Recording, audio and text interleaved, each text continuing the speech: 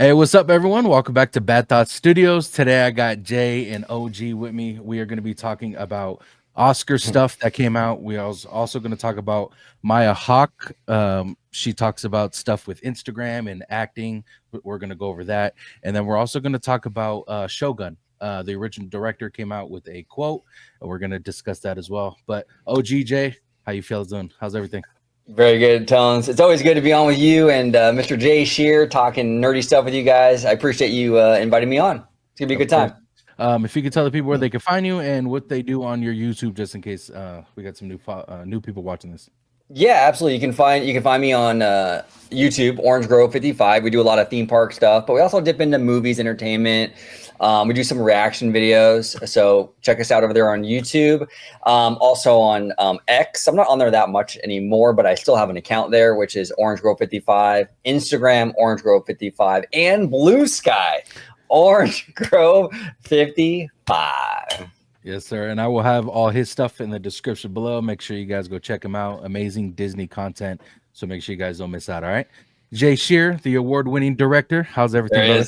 Hey, everything's good. It's been way too long since I've been on the show, but it's good to be back. I was in the process of moving, so I couldn't do a lot of shows, and it's good to be back. I am really happy to be talking to Tones and always OG as well. You can find me here on YouTube, How Stories Work with Jay Sherer. I have 2 new videos on Raiders of the Lost Ark. One about how amazing Steven Spielberg shoots the face reveal of Indiana Jones, and 2 seconds of action that I made a 7-minute video about. So if you really want to break it down, what I'm trying to do with my channel is I'm trying to basically create like a film school for myself, where I'm studying really, really good works and seeing why they're such good works. And in the process, I'm just documenting what I learned from it. So that's what I'm doing over there. And yeah, I'm excited to talk about these topics. These are good topics. Absolutely. First, I want to say congratulations again for the awards you've been winning lately. Thanks. It's been, a lot of no vacancy stuff has been popping up on my on your stuff that I've been just seeing a ton of. How many awards have you won so far? Oh man, I have to keep track of it. That's a good place to be, by the way, Jay. Yeah, exactly. I know. That's a good place to be. I think it's I want to say like 7 or 8 awards, and then nominations probably double that. I think somewhere in that vicinity.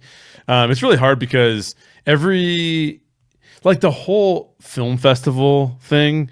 I could tell you stories about it's just like if you watch. I did an interview with our boy Luke Barnett that we also interviewed here on this channel, and he was telling me about film festivals, and he's like, man, it's kind of a racket for a lot of film festivals, and it totally is. I have so many stories about you got to be kidding me. But what's cool is there are really good festivals out there that are more merit based, and those are awesome. So I'm very appreciative of all of those, and I'm appreciative of all the awards we've gotten. And the next step is I'm putting together a pitch deck so we can go film the feature film. So that's what I want to do this year and next year.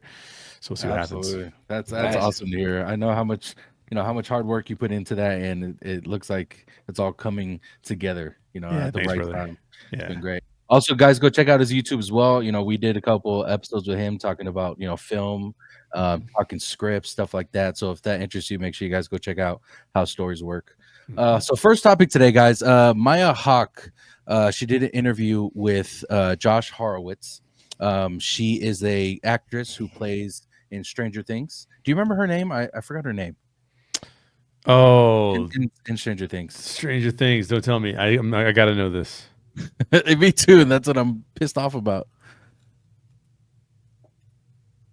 Oh, come back to me. I'll figure it out because I'm a huge Stranger Things fan. And the fact that I can't remember her name is really irritating. Do you want me to tell you? No.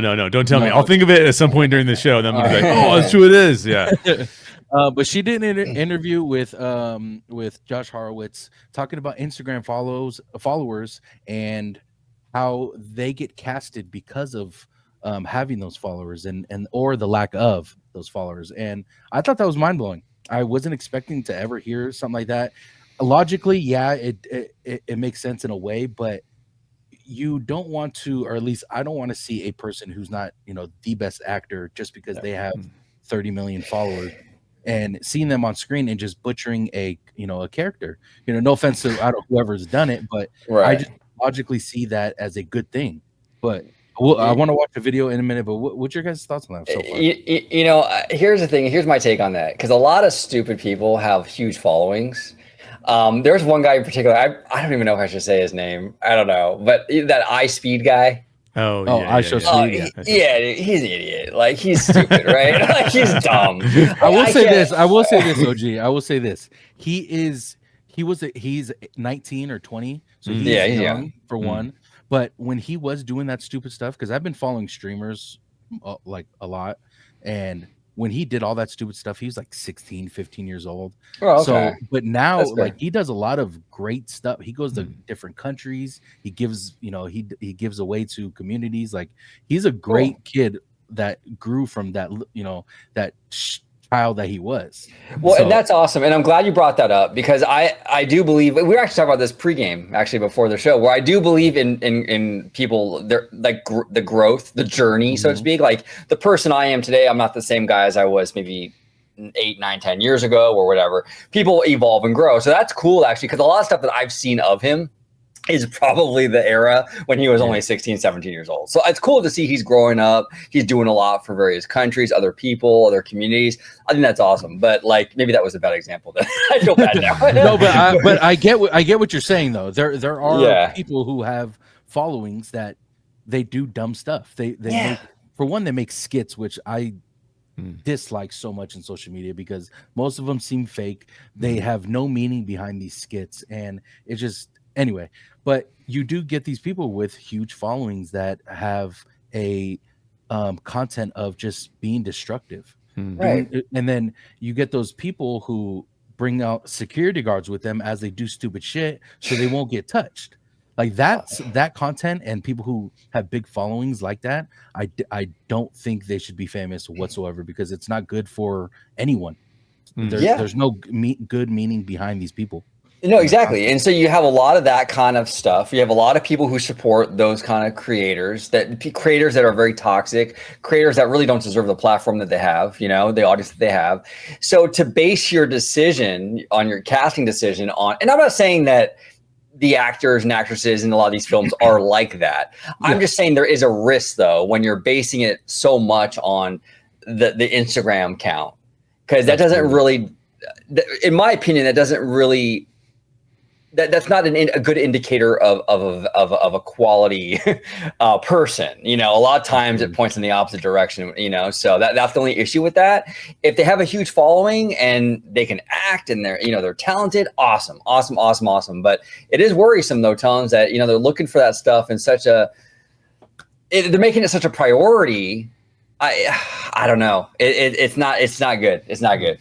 Yep, I'm right there with you, OG. What about you, Jay? I think it depends. So, do you want me to go? Do you want me to go on my diatribe about this? Let's do it. Do you want to watch the video? Let's watch the video first. Okay. Let's watch the video first. Let's watch the video first, because like I said, it's she goes into a bit of detail when it comes to it. So he's gonna ask the question, and then she kind of just goes along with it. Where did that switch come from? How do you deal with the press that comes with releasing an album, being in Stranger Things, being in Quentin Tarantino, etc.? I have no problem with it when it feels like the promotion of a thing that everyone got together to make together. Like being here for this movie, when it feels like we're promoting this movie and saying, come see this movie. We all worked really hard on this. I did my little part, but thousands of people did their part, and they deserve to be on the stage just as much as me. And let me tell you who they are and what they did. That totally comfortable and fun, and talking about what the material is about and what the point we were trying to make. When it edges into feeling, excuse me, we're getting personal and deep, and your phone rings. When it I'm just joking. When it edges into feeling like self-promotion and when it feels like you're doing press and it's not clear what you're promoting, it's like, wait, hold on, what am I talking about? Like, just you. And I think that it's a little bit old-fashioned, and I definitely think loops back into the way that I was raised. But I think that the line between actor and celebrity has gotten extremely blurry. And I think, you know, in some ways a celebrity is someone where their personality is what is the draw. And what I always wanted to be was an actor, where the work is what the draw is, not the personhood. But the industry keeps changing, and you have to change with it and understand that all of these things are getting blurred. And, you know, there are wonderful, incredible actors I admire whose personalities we all know very well. And so I think just figuring out the footing in these changing times of social media and public personality, and also how difficult it is to get things made. And it's like, you know, where it's like, I don't care about Instagram. Instagram sucks. Right. But just so you know, if you have over this many followers, you can get the movie funded. Well, I want to make the movie. So like it's a really confusing line to walk. And I've talked to so many smart directors who tell me that they get I'm talking to them about how I'm going to delete my Instagram. And they're like, just so you know, when I'm casting a movie with some producers, they hand me a sheet with the amount of collective followers I have to get of the cast that I cast. So if you delete your Instagram and I lose those followers, understand that these are the kinds of people that I need to cast around you. So like, you know, and so it's confusing. And I find I'm thinking out loud with you right now. You know, I think this will be a lifelong question for me. Interesting. Very interesting. And, you know, she brings up the point is like, she's thinking out loud right now as she's talking in this interview. Like, she didn't prepare this. Like, this is something that, you know, she's been thinking about, obviously, because she said it. But go ahead, Jay. I want to hear it. What's your thoughts on this? Well, for one thing, this is not new. Like, everyone's responding to this as if this is new, but like, this has been going on for like 10 years. I remember being at a film festival, again, like 10 years ago. This is back in like probably 2016 is the time that I was listening to them talk about this. So almost 10 years ago, after we'd released Star Wars Rivals.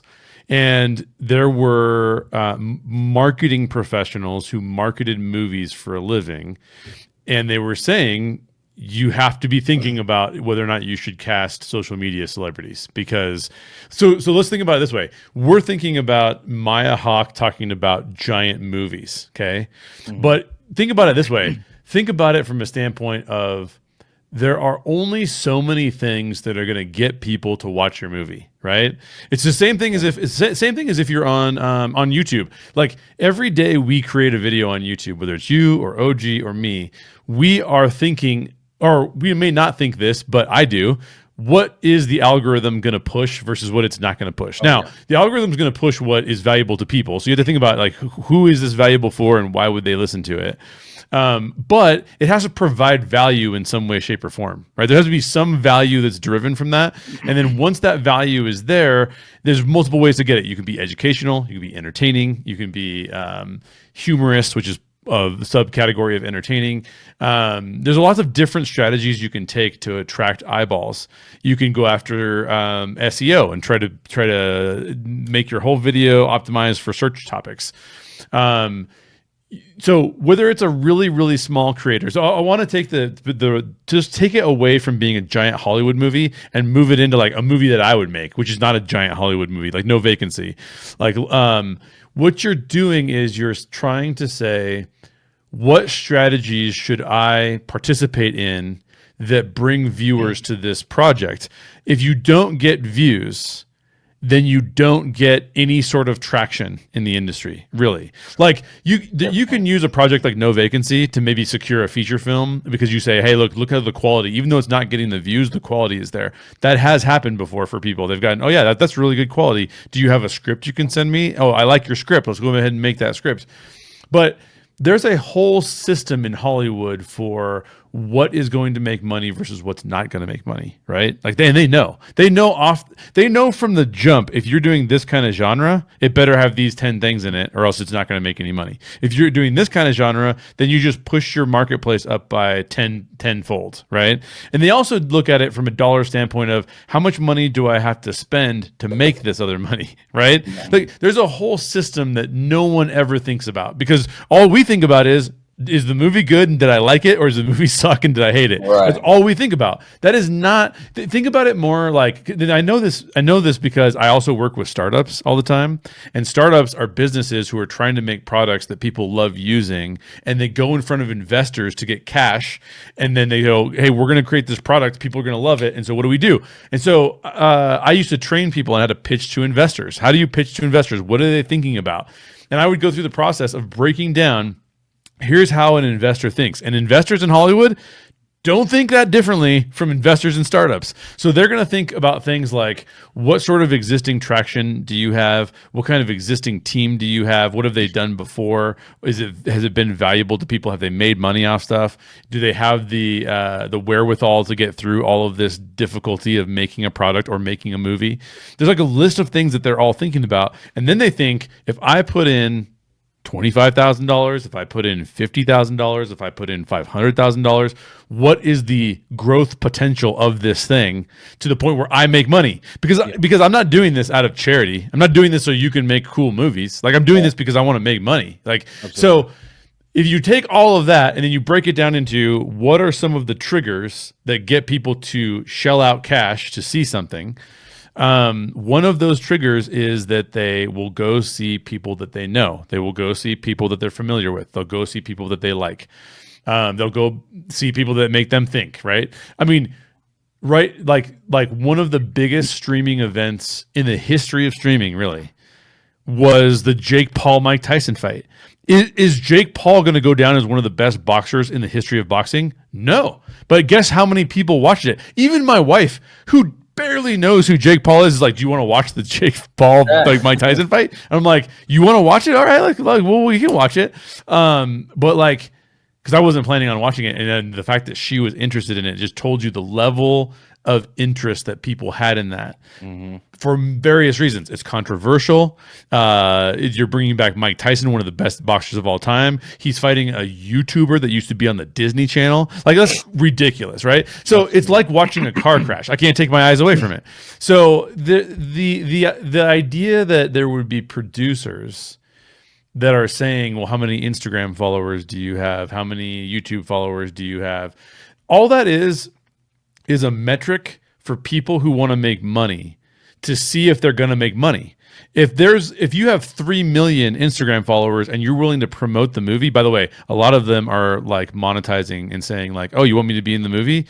Oh, you also want me to promote it on my social channels? Well, bring the dollars, because I can do that for you, but only if you bring the money.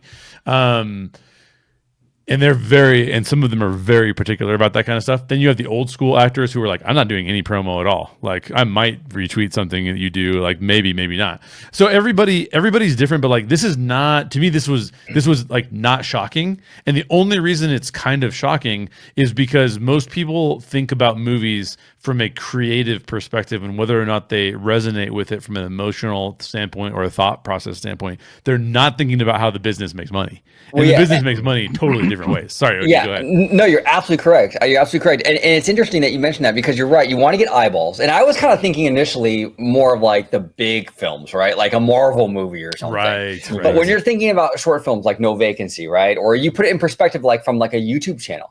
If I had Jenny from Blackpink on my channel, I'd have 6 million subs by tomorrow morning. Yeah. Okay. Overnight, just by having her on. You know what I'm saying? So that's the power of like, these like, I'm not saying she's an internet celebrity because she's got talent. She's, a performer and stuff, but you can get a YouTube celebrity or a social media Instagram celebrity, and you can put them somewhere, and that short film or that indie film or that smaller thing, it's going to blow up. Absolutely. I mean, it's just for having that person on there. So that's a great point. I never saw it from that perspective, because I was thinking like, like Lucasfilm and Marvel and like, Universal and stuff. But the smaller stuff makes a big difference. Exactly. And that's where my head went because of who said it. Because of it almost is like, you think about it and you're like, when you hear something like this from a actress who, for one, has parents that are phenomenal actors and actresses, and someone who's been in a high production film like Stranger Things, the first thing I thought of was, this might be an unspoken thing that she shouldn't have probably said, because it could affect her in like not getting casted, because she's the one who let out this is how people look at it, the big secret kind of almost. Exactly. I almost thought of it like that, like, oh, was this supposed to be a secret? Obviously we do know, like, if you were to get a smaller film or a indie film, and you do get this huge internet celebrity on your platform, you're gonna have great views just because of this person alone, which makes a ton of sense. It's something you should do. Obviously, if you think they're good for the part and you think it would fit well with the movie, and it doesn't hurt that they have followers, like, yeah, it's going to be great. But I was kind of like OG, like the first thing I went to was like high films, like Star Wars or shit like that, because you don't think that shit happens to them because of those actors who have followers, or they don't get selected because they don't have followers. And I just thought that was crazy to me. Yeah, that's wild. That's absolutely wild. Makes sense though for the smaller stuff. Absolutely. Yeah, for the bigger stuff, it's interesting because, okay, so if you listen to, I know OG has listened to this podcast in the past, because we've talked about it on the show before, but if you listen to The Town with Matt Bellany, who's awesome, he's great. Like you get a much, like one of the things that he's been doing over the years is he's been doing these like, there'll be agencies who rate the star power of stars. And what do we mean by star power? Like, all of us think of star power, and what we think when we think of star power is, do I like that person and will I go see their movie, right? When a producer thinks of star power, a producer thinks, if I cast Tom Cruise, how many more people show up to the theater than if I cast Chris Hemsworth? And there's a difference between those two guys in terms of their ability to draw people to a theater, right? And what's happening is this really weird thing where if they're polling people right now and saying like, who are the top stars are all around the 60-year-old category. Because they're the Tom Cruises, Harrison Ford shows up and he's 70 something, 80 something. Like all of these people who are like old school movie stars are showing up. Well, why is that? Because content itself has become so bifurcated that like there's no general audience anymore. We talk about this on Orange Grove 55 all the time. Disney's making 4-quadrant films, and 4-quadrant films means we have 4 different huge marketplaces that we are trying to attract, which basically make up all of humanity. So how much of all of humanity can we attract to our films? But that's not how the marketplace works anymore, because as soon as you got a phone in your pocket, and as soon as you could say, I like these kinds of podcasts, not these kinds of podcasts. Now the algorithm goes, okay, would you like to listen to more podcasts about alien abductions? Yes, I do want to listen to more podcasts about alien abductions. Now all of a sudden it's like, the people who are famous to me are the people in the alien abduction world, not in the general, like in the politics world. I don't know anybody in the politics, whatever. That's ridiculous because I do not listen to alien abduction podcasts, but whatever. This happened to me when I was a lot younger, and it illustrates the point. Okay, if you've ever been a part of a minor subculture, I used to bodyboard all the time. I was like a huge into bodyboarding, right? Like I knew all the bodyboarders, I knew all of like who they were, blah blah blah, all this kind of stuff. As opposed to George, who just has a high body count. Yeah, George has been body surfing, but not in the water. Oh, fuck. George is our other co-host on OG55. So shout out to George. Shout out George, man. Yeah, he's crazy. I'm a huge bodyboarding fan. I'm like super into it. By the way, boogie boarding, for anybody who goes back into the 80s, same thing. And I was at this dance festival. Okay, because my wife was super into dance and doing ballet and all this kind of stuff. So I'm in this really random dance festival at the Santa Anita racetrack in California, and I'm walking around like, and she's getting ready for her show, and I'm just like wandering around at this festival, like feeling totally like out of place. And I see this guy walking down, and I'm like, this is maybe the first and only time I have ever felt starstruck. I've seen Kobe Bryant at Disneyland. I've seen Chris Paul at Disneyland. I've seen a bunch of people at Disneyland, right? This is the only time I've been like, oh my gosh, I'm losing my mind because this person is in front of me. It was a bodyboarder named Paul Roach, who was very famous when I was a kid. And I just like all of a sudden turned to him and like, excuse me, are you Paul Roach? And he's like, yeah, I am. I'm like, holy cow, like I'm one of your biggest fans. Like, you're amazing, dude. Well, this guy at that era nobody was noticing this guy. Like that's the kind of marketplace that we all live in now. That's by the way, I had a flip phone at the time, and I forgot to take a picture with him. It would have been a shitty picture, but it would have been awesome to have that photo. But my point is, we all now live in this environment where the Paul Roaches that we know, we get starstruck about. Exactly. But like these bigger celebrities, like we don't know them as much. So because the marketplace got bifurcated like that, it's much more difficult to pull people into films. Like just as an exercise, I find this depressing as a filmmaker, but just as an exercise, go into Amazon and go through all the new releases. There are so many films that you will have never heard of before. Absolutely. Right? So there's people making films out there that you've never heard of before. What's one way they can try to get you to watch that film? We'll put Mark Wahlberg in it. We'll put somebody else you recognize in it. We'll put one of, and I don't think what they're saying is this was a thing that people tried out, and I have my own experience with this that was really negative. There was something that people tried out where this is about 7-8 years ago. They would try to get social media stars in their movies who were not actors. Like Maya Hawke, phenomenal actress. Like I would cast her in anything, right? She's awesome.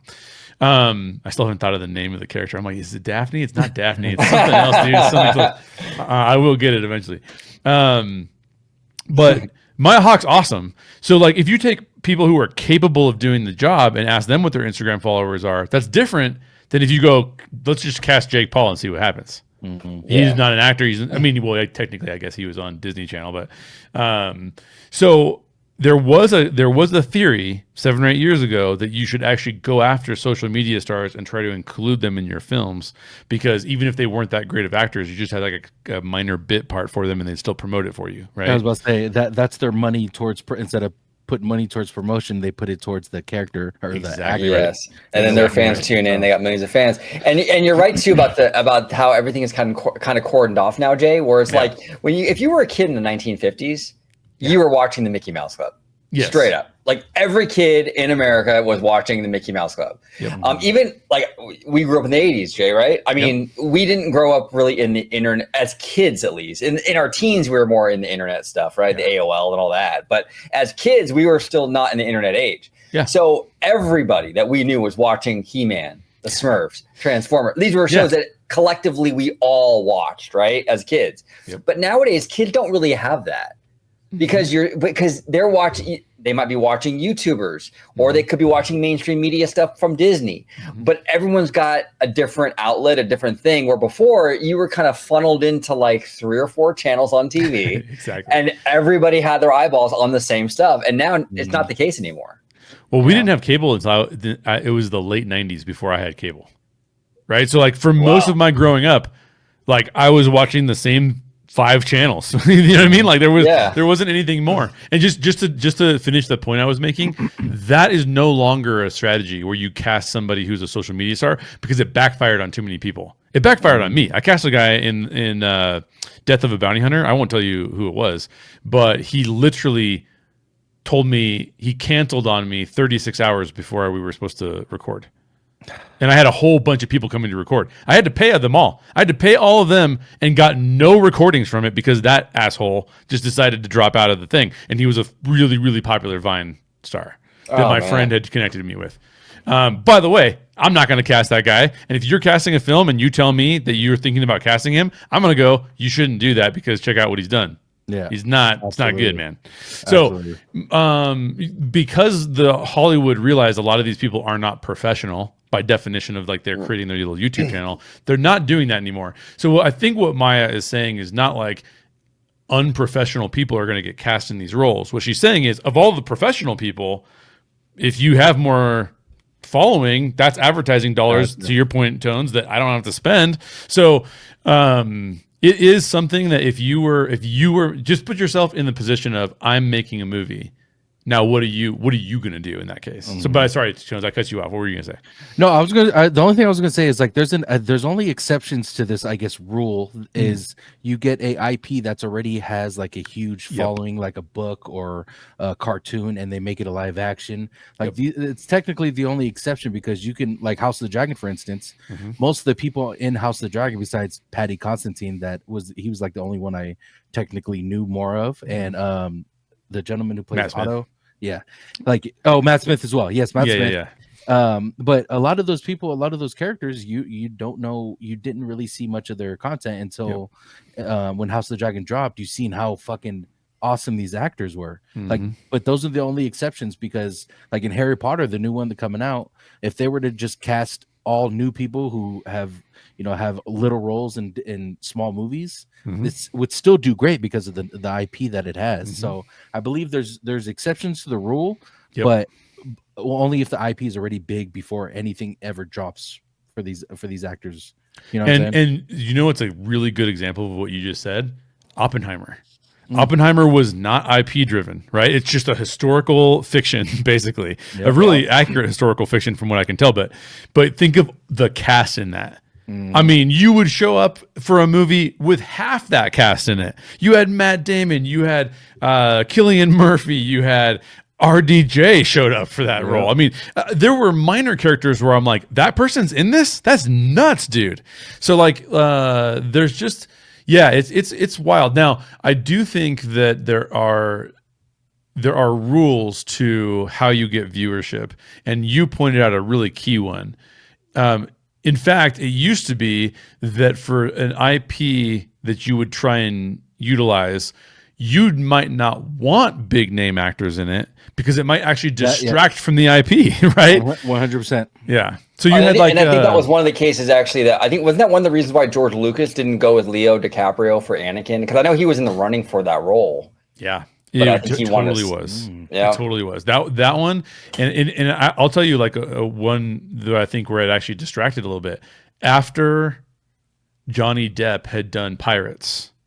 He's huge. I mean, like Pirates is like the biggest thing. Like Johnny Depp's like star power is at like its max, right? He then did one of the Harry Potter, the Fantastic Beasts films, and he was like the bad guy in that or whatever. Yeah, it was the first one.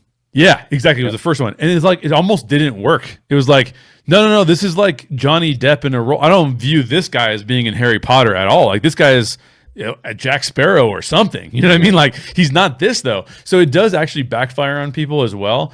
So it is a really interesting, how do you cast your movie kind of question. But I will tell you this, I think there's also a pretty rich history in Hollywood of people just saying like the quality of this film will matter, and so therefore I'm going to go get like there's a lot of people who will go hire like dramatic actors from the stage, from plays and things like that, and those can be like really successful as well, because those people they don't have any kind of sense of social media following or anything like that, but the idea of the film is so good that people go and hear about it and they go see it. But like Hollywood is not doing well, right? Like we talk about this a lot. Hollywood is not doing great, and all of the things that used to work no longer work. So if you are looking at a film, you're trying to think to yourself, especially if it's a big budget film, even today, I still think you're probably looking at Instagram followers, because you're looking at spending $200 million, and unless that thing makes $600 million. You probably lose money. Yeah, exactly. So like you would try to get as many eyeballs on that thing as you possibly could. Yep, absolutely. It's one thing that we will always kind of like see in movies nowadays, because of especially social media people who we don't necessarily see as actors. We are definitely gonna see some in different movies. I don't know if you guys know who Kai Cenat is. He's thinking about doing a movie with. You watch No Shack Life? What's that? You ever watch No Shack Life or No Life Shack? No. He's a reactor. He does like a lot of hip hop reactions. Yes. I like him a lot too. He's thinking about doing a movie with Drewski and Kevin Hart. Now, those three are, to me, people think he's just this streamer and dude but he's an actor. He's really good at what he does. Of course, he does things a little extra on stream, which you drive in people like that, but he did a couple things where he was behind the camera and he was fucking phenomenal. But you also get these other people who aren't really that good behind the camera and they're just trying to be themselves like they would be on social media. So you get those two, and the one thing I did want to bring up before we move on is the star power thing you were saying. Do you think, I don't know if you guys seen anything about the new movie by Christopher Nolan coming out called The Odyssey?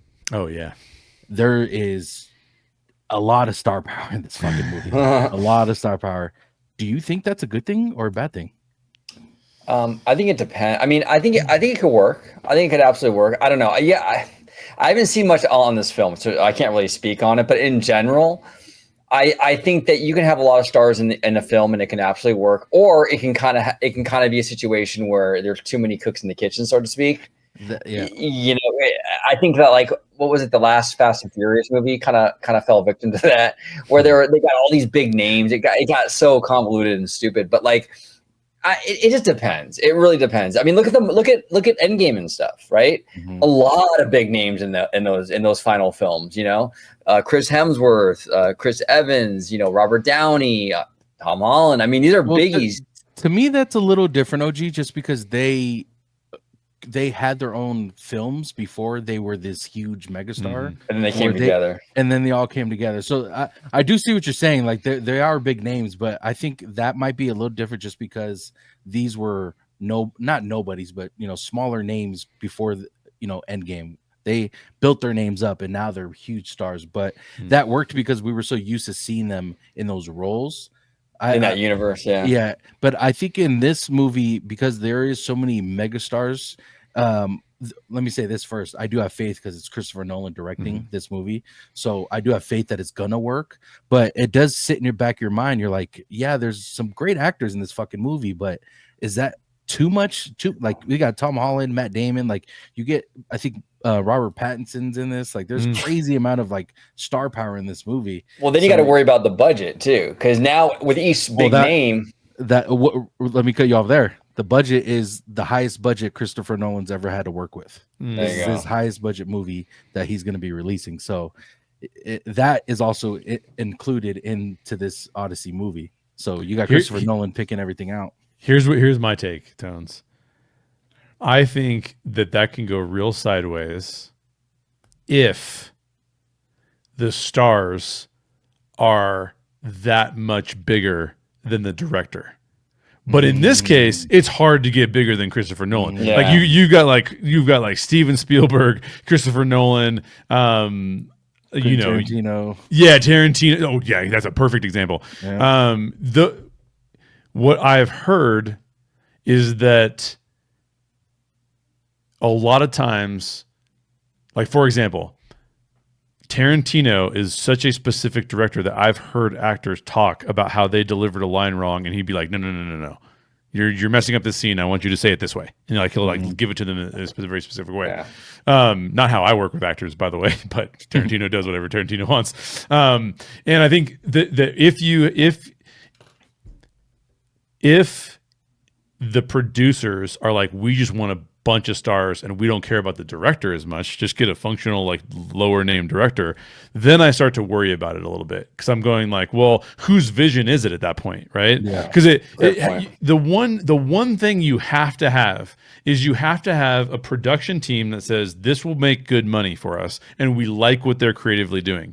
Now let's go get a director who can actually cast a vision for this film that we think will be compelling enough that it will on screen be pretty amazing, right? Yeah.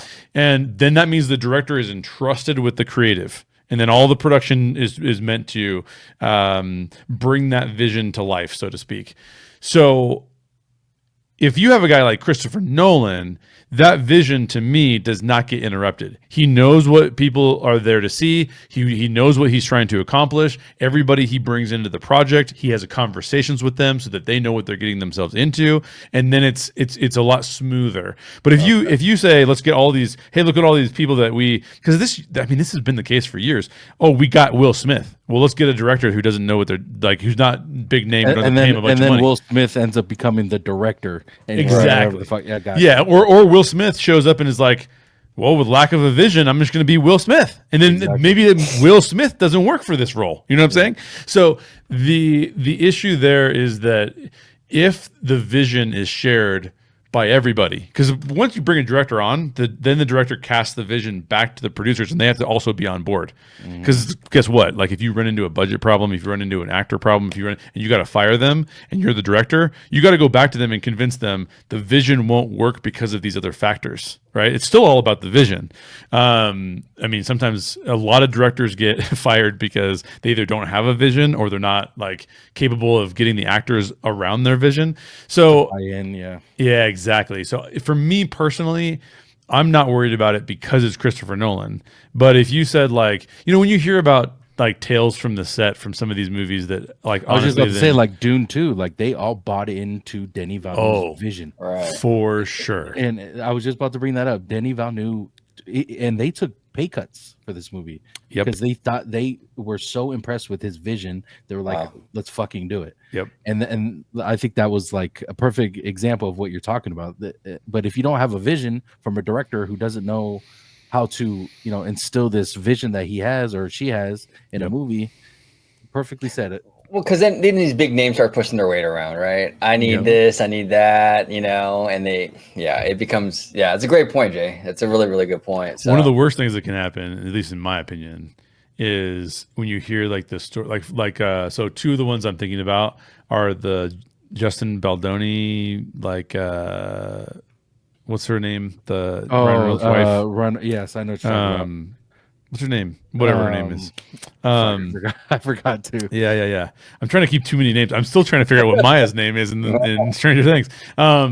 So there's that like drama. Sometimes I feel like literally there were social media campaigns. I don't even want to get into that stuff because that's stupid. But like there were literally social media campaigns run almost as if like against the other person just to get more viewers to the film in some cases. I think the same thing happened with Blake Lively. Yes, thank you. There you go. But the other one was Don't Worry, Darling. Do you remember that? That had the kid from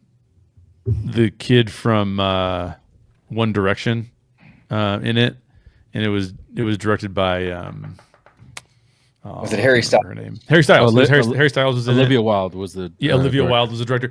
The behind the scenes on that was supposed to be crazy. Chris Pine was in it. There was a whole thing at the award show they went to where it looked like Harry Styles had spit on Chris Pine. It like Olivia Wilde, you said, right? Yes. Yeah. She was supposed to have had an affair with somebody on the set during this filming of that. But they used all of that negative publicity as like, you should come see our movie. I'm like, dude, don't sell movies like that. That's just stupid. Yeah, it was nuts. That's crazy. I heard a rumor that she actually, and again, this is all gossipy stuff. Like, who knows about any of it? We don't know. But I heard that the affair. I heard the affair stuff, right? Yeah. But I heard it was with Harry Styles. Oh, was it really? I heard she slept with him, but I mean, again, who knows? You know what I'm saying? His blouses are too cool, man. You know what I'm saying, dude? Florence Pugh was in it. Harry Styles, Olivia Wilde, Chris Pine, Dita Vaughn, like Gemma Chan. Like this is a high-powered that movie. Don't worry. Don't worry, darling. Yep. Yeah. I mean, would you blame her? I mean, I think I would fuck him. Oh, geez, like those golden vocal cords. No, I mean, so like again, that was how do we get eyeballs on this movie? Let's talk about how fucked up our set was. You know what I mean? Like, come on, man. Like, this is what people do to try and get. There's a lot of money spent on these things. There's a lot of reputations at risk, and they'll just try to use it for good publicity. You know. Real quick, I do want to bring up Ethan Hawke, who is the father of Maya. He pretty much said the same thing on a interview with Variety. Ethan Hawke says he finds it crazy that some actors are cast in movies based on Instagram followers. He says, quote, I'll be setting a movie up and someone will say, oh, you should cast Susie. I'm like, who is she? Oh, she has 10 million followers. I'm like, okay, cool. Is she a great actor? Has she acted before? But no. And you're like, wow, this is going to help me get the movie made. This is crazy. So like you just hear stuff like that, and of course he's the father, so you don't know if this is, but I'm pretty sure this is the same thing as what Jay was saying. Like, yeah, there's ways that some producers go about it, and this potentially might be a way. And Jay, thank for telling me that this is not new. This is not something that's been happening like in the last year or so. It's been happening way longer than that. But it does make you think how big movie productions does this also happen, or because you hear these stories where they're like, oh, I didn't have to audition, they came to me, and so you get those people who don't even have Instagram. I've talked about movies where I try to tag these actors that are in some of these movies, and they don't even have an Instagram for me to tag them in. So you also get those people. So it's kind of like a toss up in the air. If a movie's that good, the IP is that good, you can get these no name actors or people who have not been in movies, too many movies, but you also get those ones where it's the opposite. Now, Jay, how long would you say this has been going on for? Like, would you say a decade now, maybe, or like that they've been actively searching out these? Yeah, it's a good question, OG. Well, let me give a little bit of brief history lesson, and I am not a film historian, so there's going to be people out there that can correct me about some of this stuff. But back in the day when movies were made, when movies got to start being big, this is during the 20s and 30s and into the 40s and 50s, there were, we talk about movie studios these days, right? And you can go to Hollywood and you can see the big sets and all that kind of stuff. But like a lot of those studios are failing. Like the number of studios that still are maintained as like productions studios in the traditional sense is like half of what it used to be or something. I mean, it's a lot less, because what used to happen is that the movie making process was so technologically difficult. You couldn't just, and you or I couldn't go buy a camera. Those cameras were like thousands of dollars, which at the time was like hundreds of thousands of dollars to us today. And what they would do is they would say, okay, we have this big studio. Now we're going to bring on people to be in our films. And they made movie stars. How did they make movie stars? Well, they would bring on the most attractive people, the people that they thought were the coolest people. And because there was not much, when I say not much competition, I'm comparing it to today. There's still a lot of competition for those roles. But in today's landscape is like the person who's attractive in the middle of Indiana today can get a following on Instagram, right? And it can become famous. That was virtually impossible back in the day. You would have had to go to the studio, get a job. The studio would have then had to say like, cool, we'll put you in these films. There's a bunch of horror stories about how people were getting put in films. This is like the Harvey Weinstein type of thing that you've heard about before, about like the kind of deals they're making behind the scenes. Hollywood was a very kind of like small group of people who had all of the power. There were institutions, right? It's similar, I think, in some ways to the modern day situation where like you can get a Harvard education online today. You don't have to go to Harvard, right?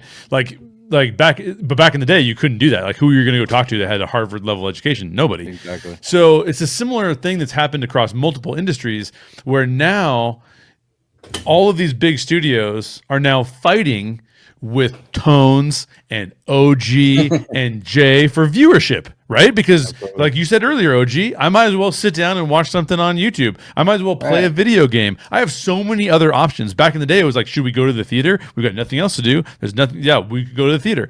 So we're living in a world that's very different than it was. And I would say, in regards to your specific question, OG, about when this started happening, I think it basically started happening probably in the early 2010s, because that's when social media really started to take off. Social media didn't start to take off until we had it available in our hands all the time. Like MySpace got to be popular, but MySpace didn't continue because MySpace never made it to the phone, really, right? It was all on desktop, and it was like, okay, I got to go check desktop. But once it came available on the phones, and once they could give us notifications that people had responded to things and that they were interacting with us, we're like, oh, well, I want to interact with my friends, so I'm going to go back and do this. And I had it on me. I had the device on me at all times. So 2007 or so, YouTube came out in 2005, I want to say, 2004, 2005. The iPhone came out in 2007, if I'm not mistaken. It was 3, 4, 5 years after that this kind of conversation started to happen, because those marketplaces had started to blow up, and people were like, well, can we utilize this to make money? And that's the question that people have been asking for ages. Can we make money? Yeah. So it's been a long time, 2010. I mean, that you're looking at like 15 years ago now. Yep. point. So that's crazy. Why you say it like that, OG? Yeah, I know. I know, dude. It's crazy to think about. It's crazy to think Back about. in my day. Back in my day. I still can't believe I was just thinking about the other day that The Force Awakens this December will be a decade. The Force Awakens, dude. Bro.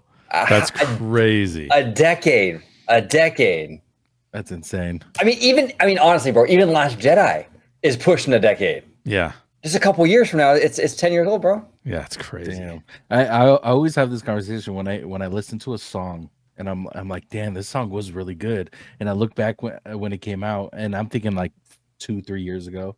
It's like 15 years. I'm like, what? Yeah, exactly. What the fuck? I mean, even like, Rise of Skywalker. I mean, that's like what, like 6 years ago now already? Yeah. Yeah, and there's something about the way that life progresses where, like, if you were in high school or college, that whatever was cool at that time, it just kind of sticks with you for the rest of your life, right? Yeah. Like, I'm always gonna have a soft spot for Lord of the Rings because that was one of the biggest things to come out when I was in college, and we used to go and wait in line for 2-3 hours just to see those films.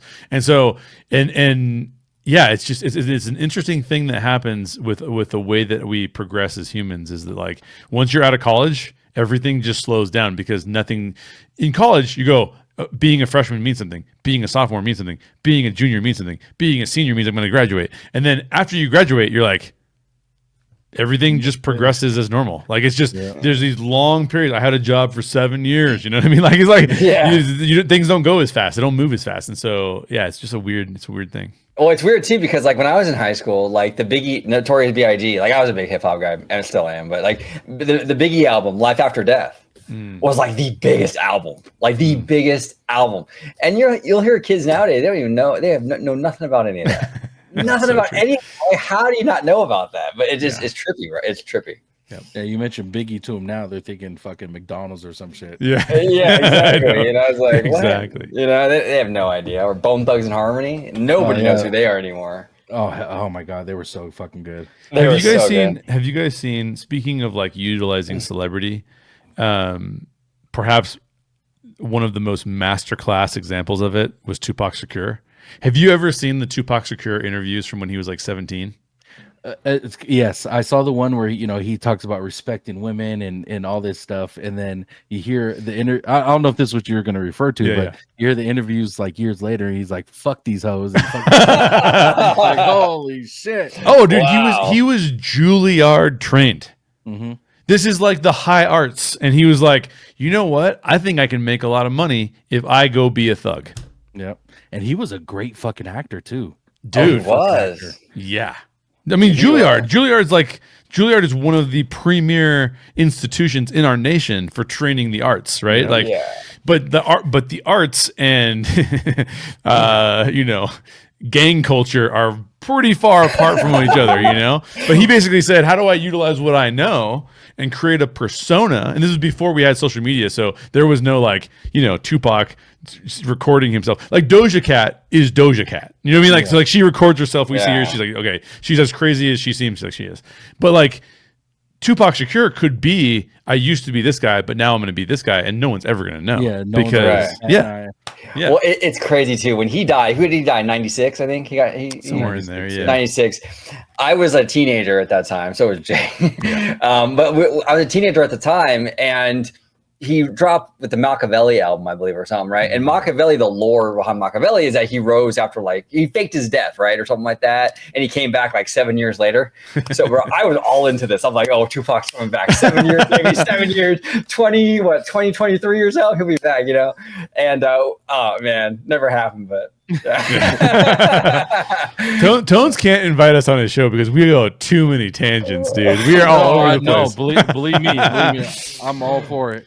OG knows if he invites me on a show, it's a 2-hour show. I love it. I absolutely love it. Yeah, I was working from 99 to 2001. I was working at a hip hop store at my local mall, dude. And like, we would talk about this all the time, like about Tupac faking his death and the whole thing. And I was convinced. It was huge back then. Absolutely. And yeah, but I don't know. Now we have someone who's, maybe have Kendrick. So that's cool. I mean, we don't have Pac, we have Kendrick.